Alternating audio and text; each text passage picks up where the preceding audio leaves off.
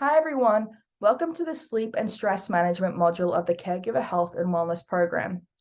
According to research, a common concern for caregivers is fatigue and sleep disturbances, specifically in relation to sleep quality, sleep depth, and body restoration.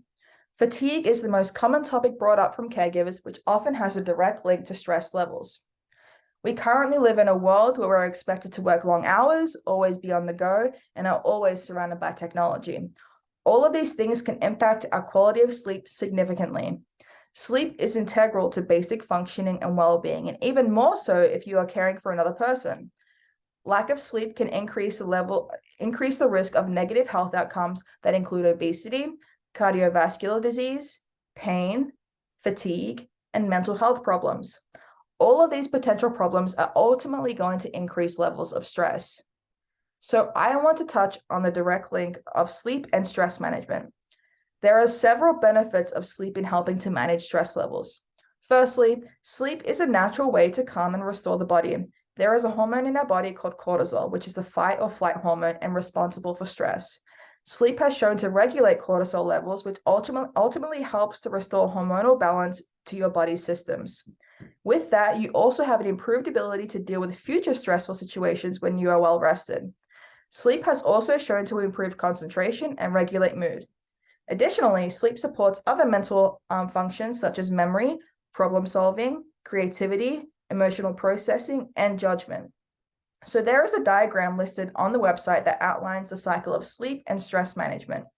We start off feeling stressed, which then leads to a hormonal imbalance. This hormonal imbalance puts us in a fight or flight mode and makes us overstimulated. The overstimulation then prevents our brains from switching off and falling asleep, ultimately leading to a sleep deficit. A sleep deficit increases levels of stress, and then the cycle continues. I think everyone can agree that we all could benefit from some more sleep, including me. I want to touch on some strategies for better sleep, and I'm sure you may have heard of some of these, but maybe there's one that you haven't heard of that you think might be helpful. If you'd like to get an idea of your sleep habits, you could create a sleep-wake diary that outlines things such as the time you went to sleep, the time you woke up, sleep disturbances, or how long it took you to fall asleep. Once you have an idea of your current sleeping habits, establishing a better or healthier sleeping routine would be the next step.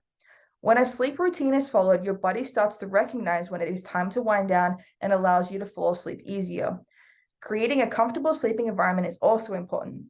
You should be sleeping in a cool environment, approximately 66 to 68 degrees Fahrenheit, using or modifying noise levels, and sleeping in comfortable bedding. It is also encouraged to minimize caffeine, alcohol, or heavy meals right before bed. Another tip is that exercising during the day has also shown to increase sleep quality and decrease time awake during the night. And lastly, which I think is the most important and the one I think the most people struggle with, including me, is minimizing screen time before bed. Screens give off blue light, which prevents the natural sleep hormone, which is called melatonin, to set in and help you fall asleep. If you're someone who is on their phone before bed, which is actually me, most devices have the ability to switch to yellow light during the evening hours, which is easier on the eyes and reduces blue light exposure. This can typically be turned on in your settings on your phone or whatever device that you have. There is no doubt about it that caregivers experience more stress than the average person. But the main message of this program is to ultimately take care of yourself in order to take care of the person you're caring for.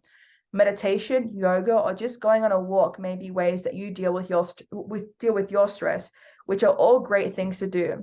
However, it's also about finding what best works for you in managing your stress.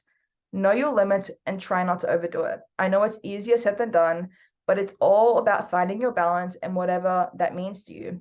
I think everyone could benefit from different perspectives on dealing with stress, so feel free to share what works for you and how you manage your stress. Thank you.